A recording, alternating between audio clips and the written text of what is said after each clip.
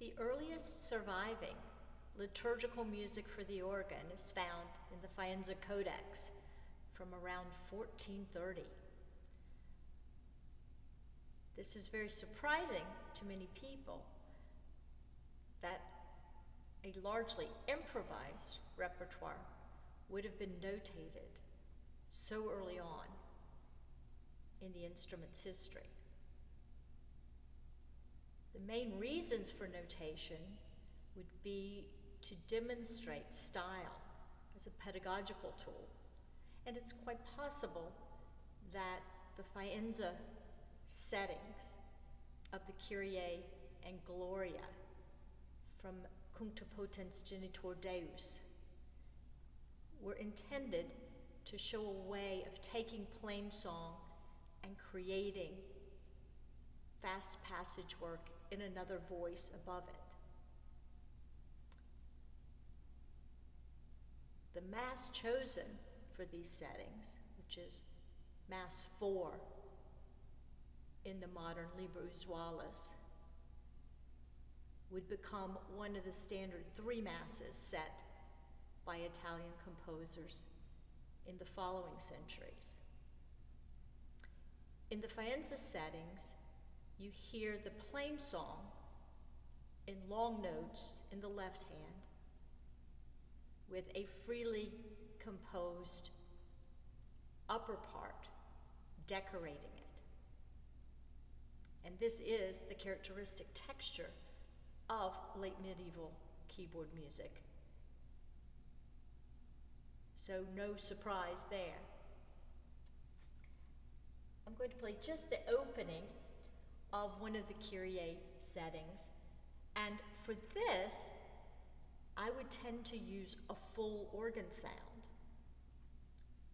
It would be lovely if I had a mixture that didn't require 8-foot pitch, because we know that some of the Blockwerks were not based on such low pipes, but we even have surviving wind chests from 14th century, late 14th century Sweden, where the longest pipe would have been about 3 feet long.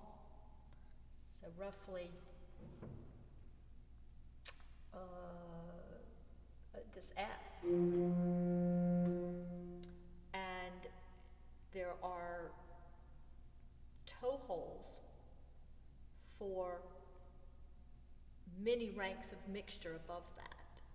So if you have an instrument where it's a high mixture that doesn't need the 8-foot in order not to create strange resultants, that's a wonderful option for this. Another possibility is if you have a 1 1/3, either principal or more likely a larico, a wide-scaled 1 1/3, that can work very nicely for 2, 1 1/3, even 1 if you have that. So you could create a type of plano with individual registers. On the Fritts organ here, I don't have either of those possibilities, so I'm going to use the full 8-foot planum. We know that there were some very large Blockwerks at this time. They were the exception rather than the rule, but this would certainly be an appropriate way, I think, to play the earliest surviving liturgical music. I'll let you hear the left hand now with the Kyrie plain song.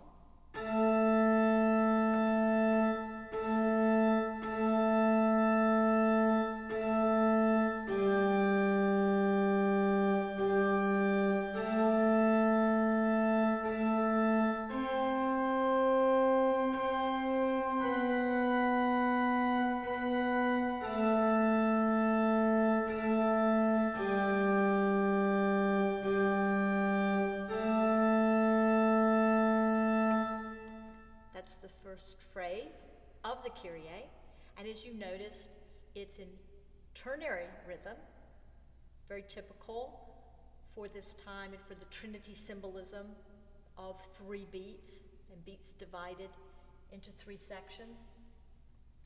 And you will notice that it's very, very slow, providing a strong foundation for the upper part, which may surprise you in its intricacy.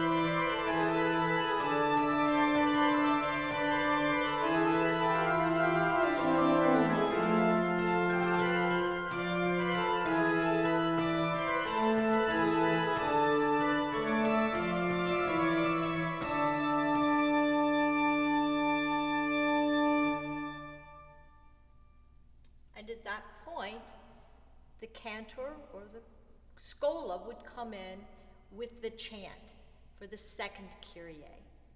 And then there's another setting in Faenza. These were clearly meant to be used in an alternatum practice, going back and forth, organ always starting, because it gives the pitch, and then the choir or cantor, then organ. For the Christe, the choir would start. There's only one Christe setting for the organ, and then back for the third Christe to the choir, and then again 2 Kyries for the organ, with the organ playing the fourth Kyrie, choir for the fifth, and then the organ would conclude that part of the ordinary of the Mass. And this is a very common practice with the organ, starting to give the pitch and then alternating, especially in a text like the Kyrie that's so repetitive. So there's no danger of the congregation not hearing the text because of the organ replacing a verse. This is the earliest surviving liturgical music for the organ, and I think it's very remarkable, especially in its rhythmic verve, use of syncopation, many different ways of dividing up the triple beats and creating, I think, a very dramatic setting of the Kyrie.